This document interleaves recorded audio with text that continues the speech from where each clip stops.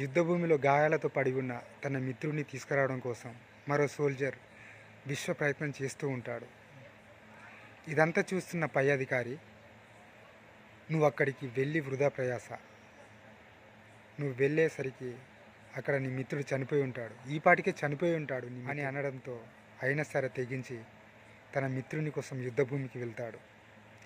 యుద్ధభూమిలో పడి ఉన్న తన మిత్రుని పార్థివ దేహాన్ని తన భుజం పైన వేసుకొని తిరిగి వస్తూ ఉండగా మళ్ళీ పై అధికారి, నేను చెప్పాను కదా నీ మిత్రుడు ఈ పాటికే చనిపోయి ఉంటాడని, అంత వృధా అయిపోయింది కదా, వృధా ప్రయాస అయింది కదా అని అనడంతో నీళ్లు నిండిన కళ్ళతోటి, నేను యుద్ధభూమికి వెళ్ళడం నా అదృష్టంగా భావిస్తున్నాను.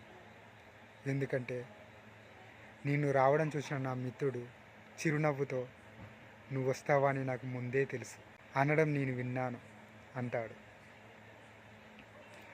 కొందరు తన స్నేహితుల కోసమైనా తన బంధువుల కోసమైనా ఎలాంటి సహాయం చేయడానికైనా వెనుకడుగు వేయరు.